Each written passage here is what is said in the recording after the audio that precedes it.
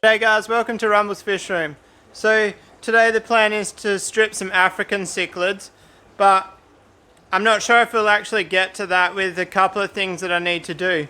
I guess you guys will actually be able to tell whether or not we are stripping African cichlids by the title. If the title doesn't state stripping Africans, we never got around to it because of the other little maintenance things we needed to do. So good news is pond isn't leaking. So I'm going to try hold out on the pond.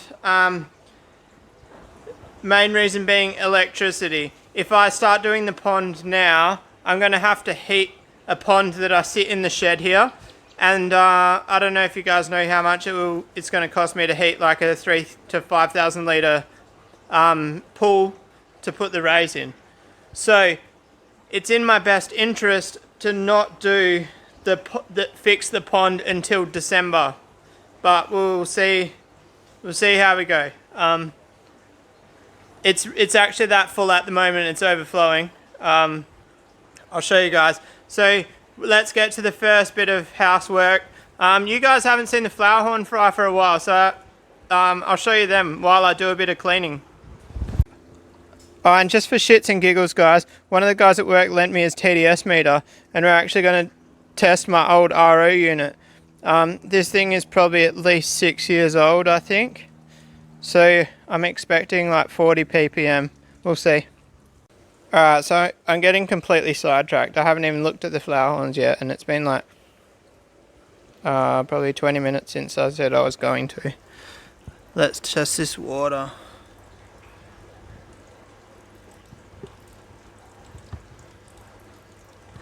.33 ppm.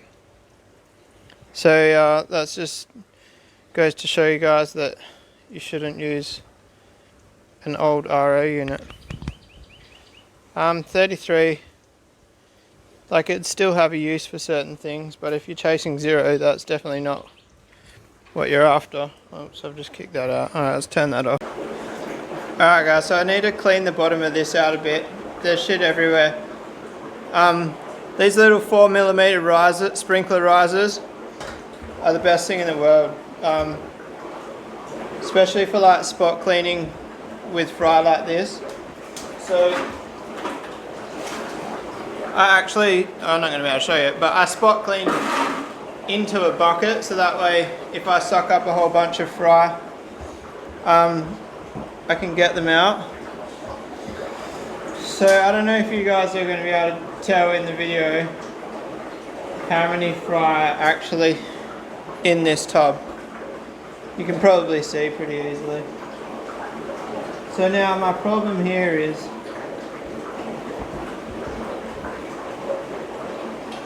can you see? It's so hard to pick the shit from the fish because the fish like clump up on the shit, on the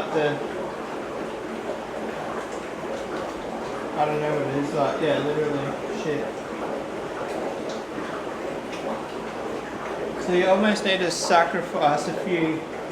Alright guys, that took ages. Not ages, but more than 10 minutes. I might get a stem for this sponge filter before I put that back in. Alright, so that's back up and running, guys. So next task. So I never really thought about it. Well, I knew, but I didn't. If you look over here, this tank here, the water's meant to circle through and go through the sponges, and it wasn't. I quickly put that elbow on there like 2 days ago just to get some sort of flow going. I'll show you why it's a drama. So over here, this tank here has no sponge filter in it. Can you guys see the sediment at the bottom? And this tank here, if you can see at the bottom, I was starting to get heaps of fry dying.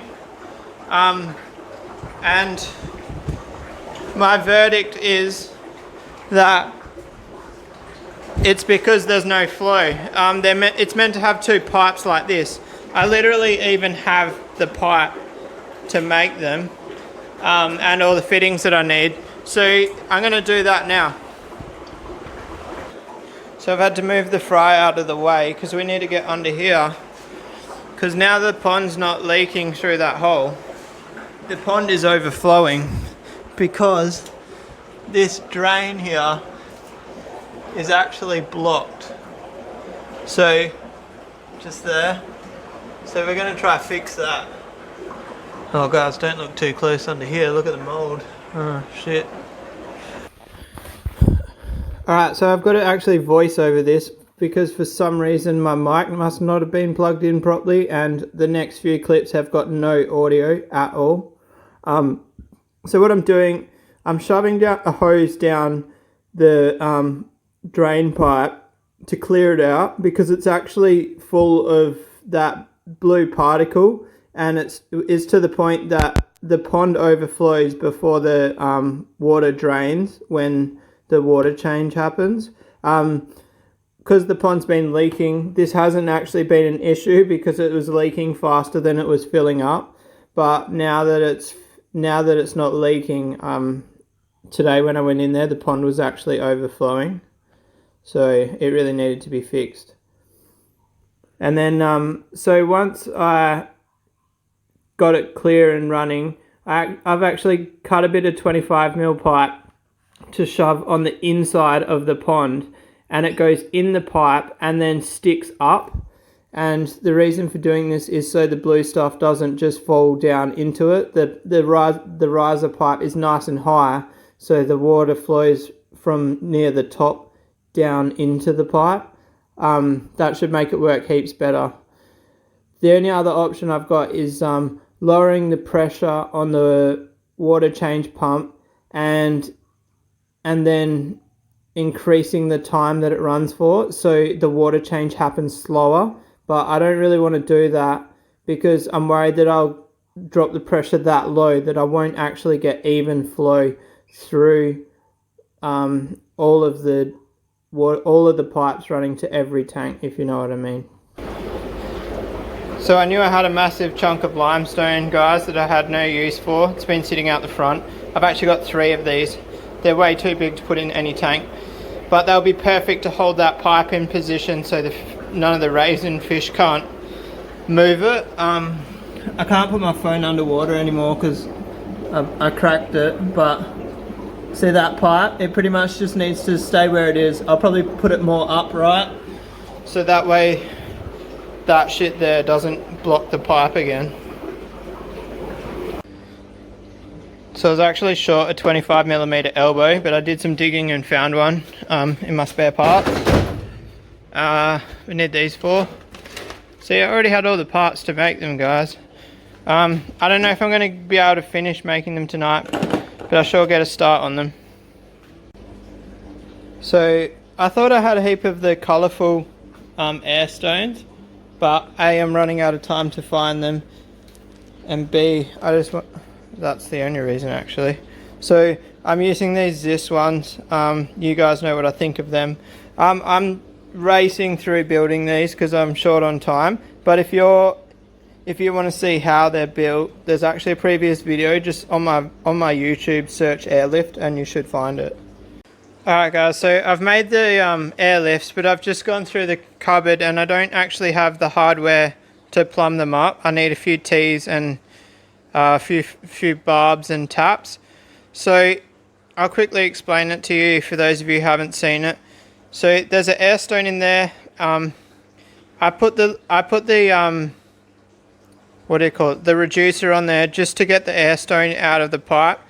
It's pretty unnecessary.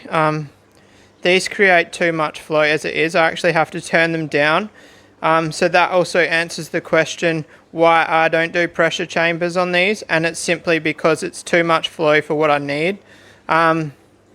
If I did pressure chambers, I could probably replace the 2 with just 1, but I don't know, it's just I don't have any interest in making these into pressure chambers. What else? Oh yeah, so they go up that way. The air flows from the bottom to the top, and the air actually lifts the water with it. So that way you get your flow, and that's how the water flows without a pump. I still need to make the end pieces for them actually. I'll do that tomorrow, I think. Nah, fuck it, I'll do it now. So there we go, 4 airlifts ready to go. As I said, I'm probably going to have to put them in mud tomorrow. I need more hardware. So hopefully that'll free up a few sponge filters for fry tanks. I need to set up some more fry tanks as soon as possible. I'm kind of toying with the idea of where I can put them. Obviously, I can put these tanks up here. There's 6 tanks to go up here for fry. But the problem is I won't be able to get these tanks in. So I'll literally have to drain 6 tanks to get 3 tanks in. So realistically, these ply tanks, fiberglassing them is priority over fiberglassing the pond, because like as long as that's not leaking at the moment, the pond is not getting fiberglassed until the weather is warm enough. I've explained that to you guys in this video already.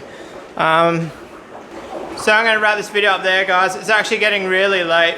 I'm actually pretty disappointed I didn't get to strip any females. I really need to do it, but these airlifts are way more important because my fry are actually dying in those tanks. And that's the last thing I want. They're disappearing pretty quick. That's one of the reasons I've offered these $3 cichlid packs. It works out to about $3.30 per fish. Is because I'm getting that overstocked with fry that they're dying because there's too many in the tanks, and I'd rather sell them cheap than them die. Like, last thing I want is fish dying. So if you do want one of them cichlid packs, have a look on my Gumtree or just message me on Facebook. I don't really want to sell fish through YouTube, but I'm getting pretty fucking desperate at the moment. So I'm offering Lucky Dip packs, 22 fish. It'll be a mix of what I've got available. It'll be as mixed as I possibly can make it, and it's $100 delivered within 50 kilometers of Coburn. On that note, I'm going to wrap this video up there, guys. Peace out.